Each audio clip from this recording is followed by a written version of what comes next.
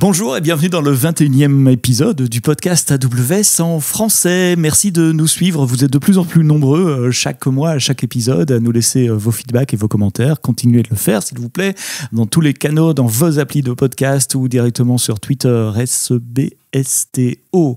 Aujourd'hui, nous allons parler économie et facture AWS. J'ai le plaisir d'accueillir Sébastien Duval. Sébastien, bonjour. Merci d'être là. Tu es Solution Architect chez Amazon France. Ça veut dire quoi ? Bonjour Sébastien. J'accompagne mes clients aujourd'hui à naviguer un petit peu sur les différents services sur AWS et à leur prodiguer des conseils, entre autres, sur le sujet qui nous amène aujourd'hui, la gestion des coûts. Parce que depuis quelques semaines, beaucoup de clients nous ont contactés et nous ont dit, voilà, on a des énormes variations d'activité, soit vers le haut, soit vers le bas, en fonction des domaines business. Et donc, comment on peut contrôler la facture AWS ? Et donc, on pensait que c'était utile de récapituler quelques best practices. Et Sébastien vous a préparé 6 points très concrets, des choses que vous pouvez faire entre quelques minutes, quelques heures en général. Il y en a un qui demande un peu plus de temps, mais on en parlera. Mais les 5 autres, en tout cas, c'est des choses que vous pouvez faire en quelques minutes et avoir un effet immédiat sur votre facture. Alors, Sébastien, dis-moi, on va commencer par le stockage peut-être. Beaucoup de clients utilisent Amazon S3, qui est un service sans serveur à gérer pour stocker des objets. Comment je peux économiser sur ma facture S3 ? Aujourd'hui, sur S3, on va pouvoir utiliser différentes classes de stockage pour accéder à des données de manière mode standard, des objets qui sont accédés très régulièrement, à des classes de stockage qui sont beaucoup moins accessibles. On parle d'un ratio de 20 entre une classe dite standard versus une classe d'archives sur du long terme, Glacier Deep Archive. La classe standard, on est à 2,3 centimes du giga par mois, là où sur Deep Archive, on est à 0,099 centimes du giga par mois. Ah oui, quand même. Donc ça fait 20 fois moins cher. Et donc je dois commencer par analyser mes données et dire, OK, quelles sont les données froides que je peux archiver, quelles sont les données chaudes que je dois garder. C'est cette approche-là qu'il faut prendre ? C'est exactement ça. Les objets qui vont être accédés de manière très régulière et qui ont besoin de haute disponibilité vont être conservés dans la classe standard, et des objets qu'on peut se permettre de perdre sur une zone de disponibilité qui ne serait plus accessible, on va plutôt les mettre dans une autre classe. Et des objets qui ont besoin d'être archivés sur du long terme, exemple tout ce qui va être consolidation de factures des années précédentes, normalement ne sont pas accessibles ou sont accessibles une fois par an, auquel cas ces objets peuvent être mis sur Glacier et Glacier Deep Archive. Deep Archive, c'est un peu, si je dois prendre une analogie, je suis pas en train de dire que c'est la technologie qu'on utilise, mais c'est un peu comme si on avait un bon vieux backup sur bande, c'est quoi le trade-off ici, parce que je paye moins cher, ça c'est bien, c'est un avantage, mais je suppose qu'en contrepartie de cette baisse de coût, il y a une contrepartie à donner. Oui, la contrepartie, c'est que le temps de récupération des données va prendre beaucoup plus de temps que sur Glacier ou bien sur du S3 standard ou standard Infrequent Access. C'est un système batch un peu ? Je fais une demande et puis j'aurai la demande qui est réalisée plus tard, d'accord. Exactement. Il faut compter la partie latence pour récupérer les données à quelques heures à partir du moment où on demande à accéder aux éléments. Quelques heures. Donc premier conseil, ne gardez pas tout sur Amazon S3, ce dont vous n'avez plus besoin, éventuellement vous l'effacez, ou vous gardez, mais vous gardez sur un tiers de stockage qui vous coûte moins cher. Ensuite, la plupart des applications, ce sont des applications assez classiques, avec load balancer, avec des instances EC2, avec du RDS. Un des gros postes des factures des clients en général, c'est les instances EC2 et les bases de données. Qu'est-ce qu'on peut faire très rapidement, facilement dans la console pour économiser sur EC2 et RDS ? Alors, la première chose à faire, c'est de travailler un petit peu sur la réduction de la taille de l'infrastructure en redimensionnant les instances EC2 et RDS à la baisse. Par exemple, en utilisant des familles de T2, T3, qui sont bien adaptées ou plus adaptées à des charges faibles à modérées. Alors ces instances T2, T3, il y a un épisode des vidéos bien démarrées sur AWS justement, je permets de relier à d'autres contenus qu'on a fait qui expliquent ce que sont les instances T et pourquoi elles vous coûtent moins cher et c'est un peu comme ce dont on parlait avec S3 avant, elles vous coûtent moins cher mais il y a une petite contrepartie aussi qui est expliquée dans la vidéo. J'expliquais souvent aux clients que quand on quitte une pièce, on éteint la lumière pour économiser sur sa facture d'électricité et dans AWS c'est la même chose, quand on arrête d'utiliser quelque chose, idéalement on doit arrêter, je pense aux instances de développement, de test, qu'on n'utilise pas la nuit, qu'on n'utilise pas les week-ends, les jours fériés. Est-ce qu'il y a des outils qui peuvent m'aider pour faire ça ? Très, très bon point. Effectivement, on a lancé un template de déploiement qui s'appelle Instance Scheduler, qui est disponible sur notre site. Et ce template va permettre de déployer une petite infrastructure qui vont permettre d'orchestrer l'extinction et l'allumage des machines. Et entre autres, comme tu l'as dit, tout ce qui va être environnement de dev, environnement de QA, environnement de staging, inutile de laisser ces environnements-là fonctionner la nuit ou les week-ends. Et ces heures-là sont des heures où on ne paiera pas de consommation sur AWS. C'est un espèce de cron tab, si je simplifie beaucoup, pour éteindre et allumer ces instances. C'est exactement comme une grosse cron tab dans laquelle on va définir les heures de démarrage et les heures d'arrêt, et ça va travailler en utilisant du tagging d'instances pour justement aller chercher les ressources qui ont été préalablement taguées. Alors ça c'est bien pour les instances dont on n'a pas besoin tout le temps, développement, test ou des clusters qui font du number crunching par exemple, qui vont tourner quelques heures par jour, par semaine, par mois. Pour la prod, comment je peux faire pour diminuer mon footprint, diminuer ma présence si jamais j'ai moins d'activité? Ouais, pour diminuer ton empreinte un petit peu en termes de nombre de ressources que tu pourrais avoir, la bonne pratique sur du compute EC2, c'est d'utiliser l'autoscaling. L'autoscaling va automatiquement adapter la charge du nombre de machines à mettre à disposition en fonction de métriques que l'on va vouloir suivre.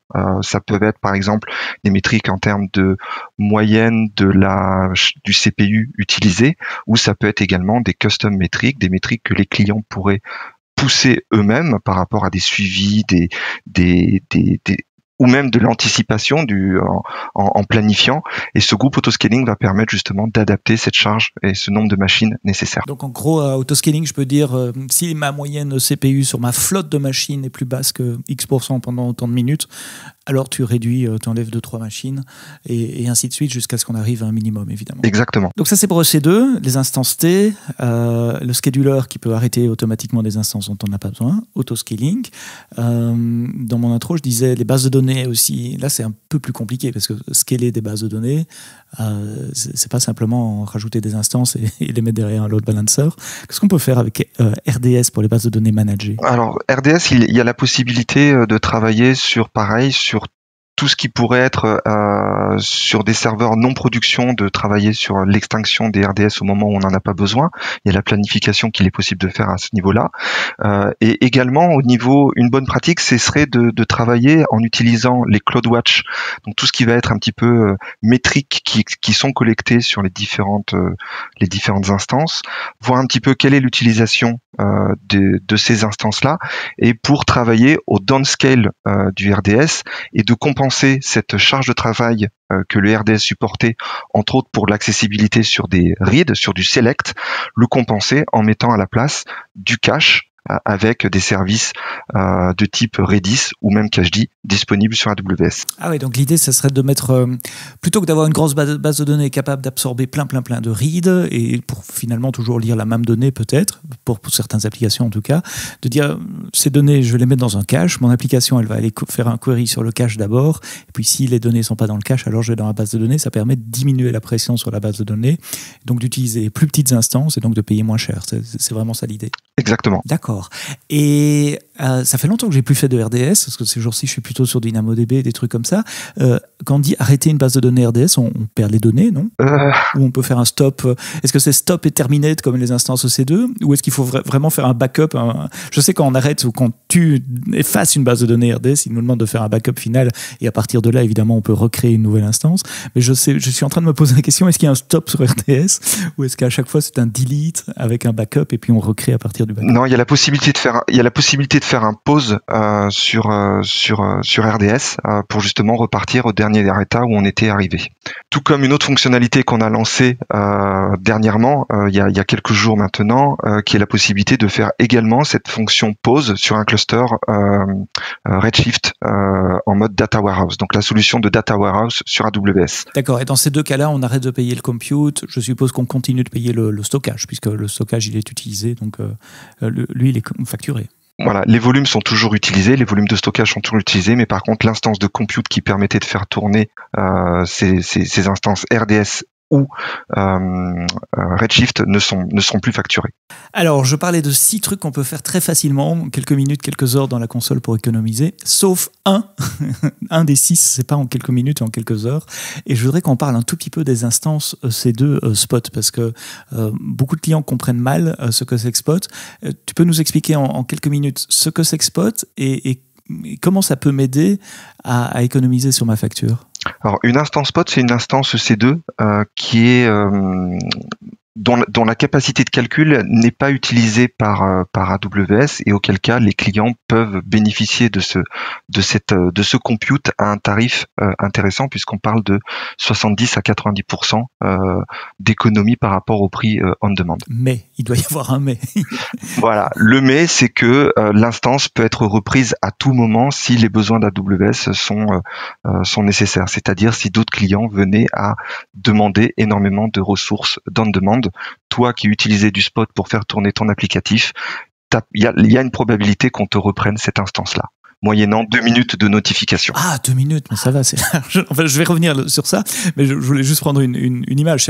Donc, Spot, c'est vraiment l'excédent de capacité qu'on a à tout moment dans les data centers. Et cet excédent de capacité, on préfère le donner à un prix discount au client plutôt que de le laisser prendre la poussière dans un coin du data center. Et puis de la poussière sur des machines virtuelles, en plus, c'est pas facile à enlever. Alors, tu dis, on notifie, si jamais on a besoin de cette capacité, on reprend la machine et donc la machine reçoit une notification et l'application a 2 minutes pour faire son shutdown, c'est ça? C'est ça. Et généralement, comment nos clients l'implémentent et comment on les recommande d'implémenter ce type de solution, c'est de mettre en place déjà une diversité d'utilisation de types de machines pour que derrière, automatiquement, cette machine qui viendrait à disparaître puisse être compensée par d'autres machines qui prendraient la relève. Et évidemment, l'architecture au niveau applicatif développée sur ces machines doit être tolérant aux pannes, de sorte que tout ce qui pourrait être log stocké sur la machine doit être déporté sur des solutions tierces du type Amazon CloudWatch en termes de log par exemple. Avoir des machines complètement stateless. Donc évidemment, ça dépend des types d'applications. Je ne vais pas mettre mon SAP d'entreprise sur du Spot, mais des instances web derrière un load balancer qui sont complètement stateless, par exemple. C'est pas très grave si on a une qui meurt. Voilà. Elle sera remplacée un poil plus tard. Donc pour certains types d'applications, tu disais combien d'économies sur la facture en Spot pour des instances de taille équivalente? On parle de 70 à 90% de réduction de coûts. Donc ça, c'est important. En fait, je parlais à quelqu'un chez nous récemment en interne qui me disait que les instances Spot sont très, très, très rarement interrompues. Je parlais à un client il y a quelques mois aussi qui me disait mais nos instances Spot, elles fonctionnent quasiment comme des instances on-demand. On a la même stabilité, mais pour une fraction du coût uniquement. Est-ce que je peux les utiliser pour du container? Parce qu'un container, tu parlais de stateless et un container, c'est stateless par définition. Donc ça me semble un bon fit, faire tourner des containers Docker ou autres sur Spot. Oui, alors on a 3 solutions de manière à faire tourner des instances Spot sur les containers. Donc sur AWS, on a 2 services, on a ECS, Elastic Container Services, et EKS, Kubernetes. On a lancé dernièrement la solution Fargate sur ECS et sur EKS. Et aujourd'hui, avec Fargate sur ECS, il y a possibilité de faire ce qu'on appelle du Fargate Spot. C'est-à-dire que il va y avoir l'utilisation de l'autoscaling group au sein du cluster, et cet autoscaling va pouvoir utiliser des instances stop, des instances spot pour justement venir utiliser ces types de ressources. Sur ECS sans Fargate, il y a la possibilité d'utiliser ce qu'on appelle du capacity provider, c'est-à-dire pouvoir définir, c'est un petit peu comme des groupes autoscaling, mais cette fois c'est sans Fargate, où on va pouvoir travailler sur une notion de poids. On va pouvoir dire, je vais avoir plusieurs groupes autoscaling, comme on l'avait auparavant avec le C2. On va pouvoir avoir plusieurs groupes autoscaling, donc plusieurs capacity providers, et pouvoir définir une capacity provider uniquement dédiée au spot, de manière à pouvoir utiliser en priorité ce type d'instance. Et si les instances spot ne venaient plus être disponibles, c'est là où la partie automatisation sur AWS est importante, puisque on va pouvoir venir récupérer cette notification de reprise d'instance et pouvoir changer de manière dynamique le poids de ces groupes autoscaling au sein de son cluster ECS. D'accord, donc j'ai rien à faire, c'est autoscaling qui va faire une répartition entre instances à la demande et les instances spot automatiquement, j'ai bien compris. Alors, il n'y a rien à faire, il y a effectivement cette automatisation à programmer. Maintenant, dans la partie facilité de déploiement, là où on n'a rien à faire, c'est vraiment sur l'aspect Fargate Spot sur ECS, où là, il y a vraiment, on va dire, on affranchit nos clients à toute cette administration de tâches, puisque ça revient à cocher qu'une petite case. Et donc là, il faut quand même bien tester que son application puisse être interrompue. C'est pour ça que je disais, c'est pas le truc qu'on fait en 10 minutes dans la console en disant allez hop, je balance des instances spot à la place des instances normales. Déjà, c'est des nouvelles instances qui démarrent, donc il peut y avoir un downtime éventuellement pour votre application de migrer d'un type vers l'autre, comme quand vous changez d'instance de famille par exemple. Et c'est le point parmi les 6 dont on parle aujourd'hui qui peut nécessiter un peu plus de recommandations et de préparation. Correct ? Correct. Et le dernier point, Sébastien, c'est évidemment EKS ou EKS. Là, on va travailler plutôt sur une notion de manage mode ou de gestion par soi-même avec un cluster autoscaler, et c'est un petit peu le même principe. C'est des groupes autoscaling qui vont venir, sur lesquels on va pouvoir manuellement, cette fois ça va demander des interventions humaines, là où sur Fargate Spot ECS il y en a plus besoin, mais on va demander effectivement à nos clients de pouvoir définir le contenu de ces groupes autoscaling pour justement choisir les type d'instances spot dont ils ont besoin. Je mettrai les liens dans les notes du podcast sur les différents services et les pages de documentation dont on parle. Alors, les 3 premiers points qu'on a abordés sont directement liés au type d'instance, à l'utilisation des instances, que ce soit de la base de données. Le point suivant, il est un peu plus de l'ingénierie financière. C'est les Compute Saving Plans qui viennent d'être introduits juste avant reInvent, si ma mémoire est bonne, donc au dernier trimestre l'année passée. C'est quoi un Compute Saving Plan ? Alors c'est une tarification flexible grâce auquel nos clients peuvent économiser jusqu'à 72% sur EC2 et Fargate, en échange d'un engagement d'utilisation sur une capacité à laquelle ils ont souscrit. D'accord, donc l'idée c'est je m'engage à payer, à faire une souscription, à payer un montant fixe par mois, que j'utilise ou que je n'utilise pas. Mais en échange de ça, mes ressources sont facturées au prix par heure beaucoup plus inférieur au prix on demand. C'est exactement ça. L'engagement se fait sur 1 an ou sur 3 ans. Et ce qui est important de souligner, c'est que au-delà, c'est souvent la question que j'ai en rendez-vous client. Qu'est-ce qui se passe si on dépasse ? Qu'est-ce qui se passe si on dépasse ? Et voilà, si on dépasse, on va payer au tarif de la demande. D'accord. Et donc oui, et ça se fait de toute façon tout à fait automatiquement. Tout ce qui dépasse la capacité que vous avez achetée rebascule automatiquement. Il n'y a absolument rien à faire. Il faut pas changer d'instance, etc. C'est juste une ligne différente dans la facturation. Mais dis-moi, tu parles de Compute Saving Plan, ça me rappelle furieusement quelque chose d'autre qui s'appelle des Reserve Instance. C'est quoi la grosse différence entre Compute Saving Plans et Reserve Instance qui existe depuis des années et des années ? Alors, Saving Planks aujourd'hui couvre EC2 et Fargate. Et pour RDS, on a toujours besoin des instances réservées de nos RI. Et cette réservation d'instances permet toujours d'avoir des remises conséquentes, puisque on parle jusqu'à 75% par rapport à une tarification à la demande.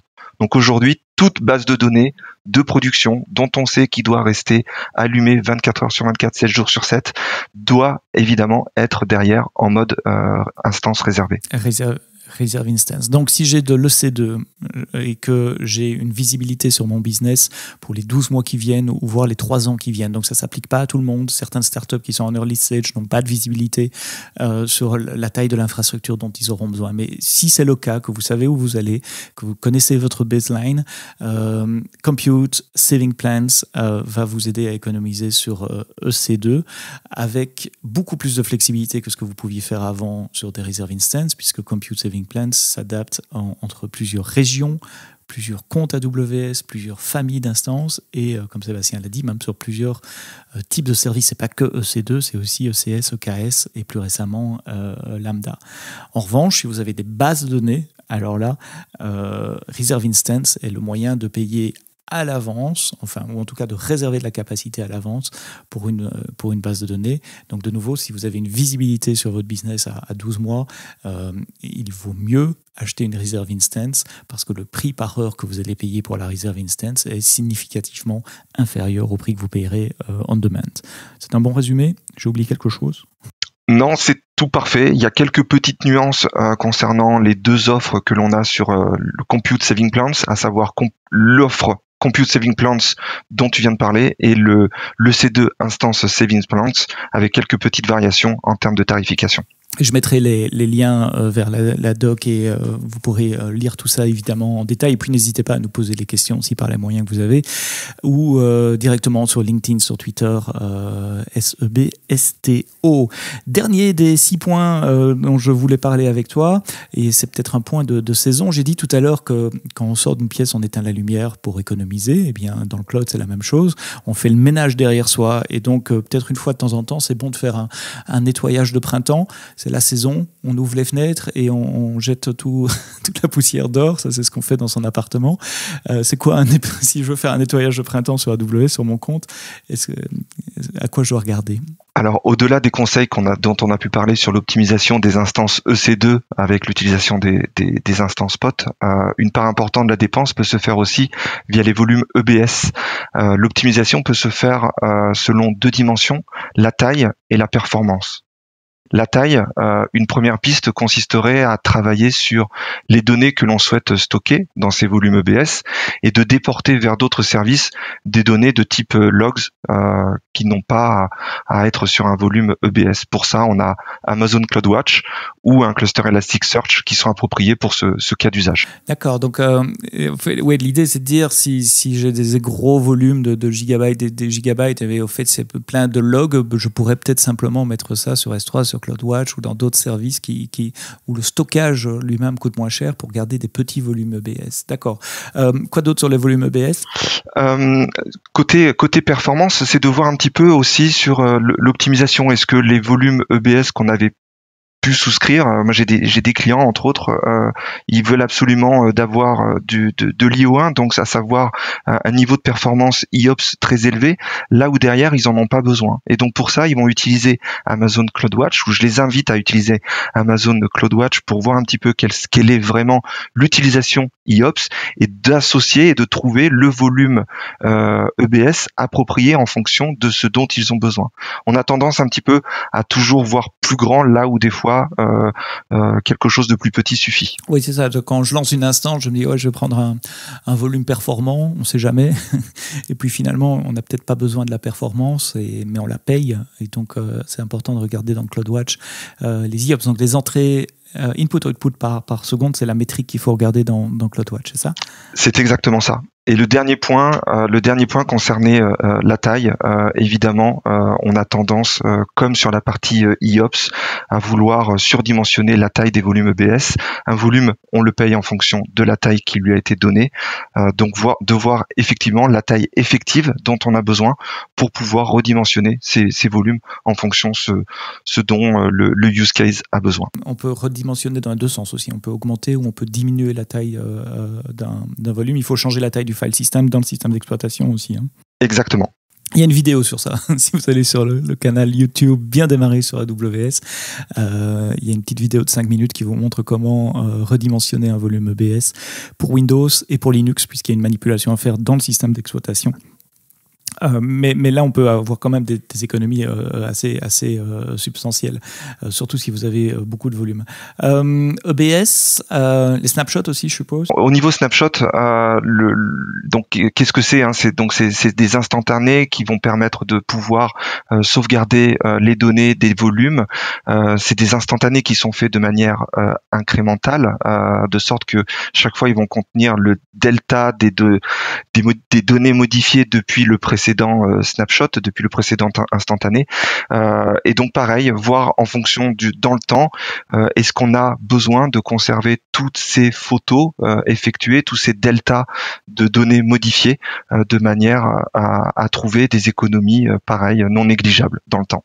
Mais s'ils sont incrémentaux, je dois faire attention à l'ordre où je les efface, ou je peux effacer n'importe quel snapshot quand je veux? Non, ça peut être, c'est transparent, de sorte que si un volume dans le temps va évoluer de A, B ou C, on va vouloir supprimer B, on va supprimer le delta des données qui ont été modifiées au moment de la prise d'instantané à l'état B. Donc, de quoi nous avons parlé jusqu'à présent?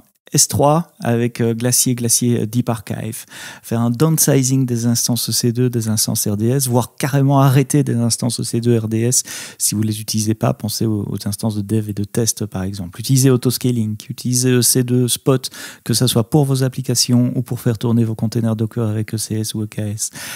Si vous avez une visibilité à 12 mois sur votre business plan et sur le baseline, la ligne nominale de capacité de calcul dont vous avez besoin, pensez à acheter un compute saving plans ou des reserve instances pour des bases de données RDS.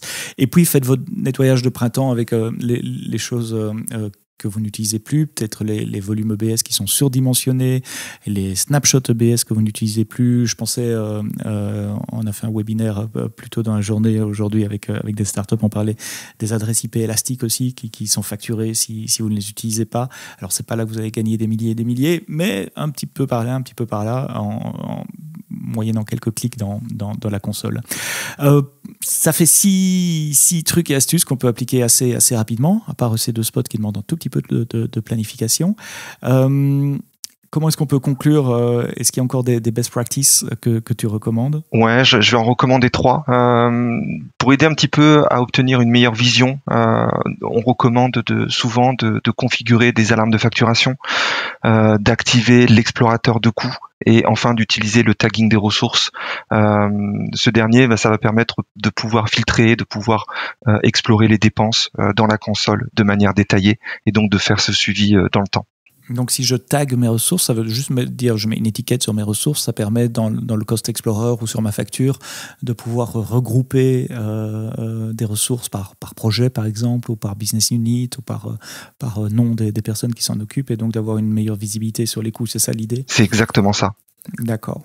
Et les alarmes de facturation, c'est dans CloudWatch. Et là aussi, il y a un épisode, je vous mettrai le lien, sur Bien Démarrer, qui montre comment mettre une alarme de facturation. Comme ça, vous recevez un email dès que votre facturation dépasse un seuil que vous avez fixé. Il y a des outils qui peuvent m'aider, des outils AWS? Oui, il y a l'outil Trusted Advisor qui va également te permettre d'inspecter ton environnement pour identifier les ressources inactives et sous-utilisées.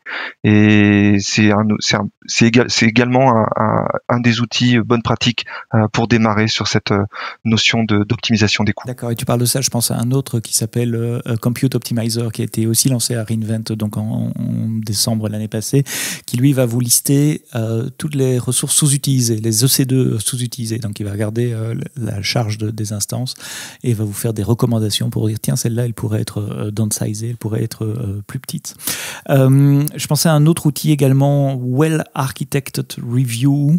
Tu peux nous en dire 2 mots? Alors c'est le framework de revue d'architecture en termes de design, de manière à s'assurer que nos 5 piliers qui sont l'excellence opérationnelle, la sécurité, la fiabilité, l'efficacité des performances et le sujet dont on discute aujourd'hui, l'optimisation des coûts. Et comment ça se passe? Donc aujourd'hui c'est disponible dans la console sur chacun des comptes de nos clients, et nos clients vont retrouver donc ces 5 piliers avec pour chacun environ une dizaine de questions. Et sur ces questions, on va les inciter à justement à mettre leur plateforme au plus conforme avec nos bonnes pratiques sur AWS, donc sur ces 5 piliers. Et généralement, nos clients peuvent exécuter ce Well Architected par eux-mêmes et donc retrouver l'intégralité de ces questions qui sont posées, ou bien ça peut être fait aussi à travers un solution architect qui viendrait au sein de l'entreprise pour justement dérouler cet exercice avec le client. Ah oui, donc c'est quelque chose que tu fais en présentiel avec les clients qui ont un support direct, qui ont un contact direct avec un account manager et un solution architect. Exactement. Donc tu as l'expérience de terrain pour pouvoir parler de tout cela. Mais cet outil est en self-service également dans la console, c'est important. Donc si vous n'avez pas de relation directe avec quelqu'un d'AWS, vous pouvez aller dans la console et trouver Well Architected Review. Je termine avec un mot pour les startups également. Il y a une ressource qui s'appelle AWS Startup Hub, je vous mettrai le lien dans les commentaires également. Où toute start-up, à quel que soit le stage de développement où vous êtes, vous pouvez prendre un rendez-vous, soit avec un account manager, un business development manager, soit avec un solution architect pour un entretien business ou un entretien technique, et notamment repasser les Well Architected Review. Il suffit de prendre rendez-vous avec nous. C'est entièrement gratuit pour les startups. Sébastien, je voudrais te remercier pour le temps que tu as passé aujourd'hui à nous expliquer ces différents moyens que nos clients peuvent utiliser pour économiser sur leur facture AWS très facilement, sans faire d'ingénierie financière, par peut-être les saving plans, où là c'est un peu de planification financière, mais le reste, ce sont des choses très concrètes que vous pouvez mettre en place directement dans la console. Merci d'avoir écouté ce podcast AWS en français. N'oubliez pas de nous laisser vos commentaires. À très bientôt pour un prochain épisode. J'en bafouille. À très bientôt pour un prochain épisode. D'ici là, quoi que vous codiez, codez-le bien.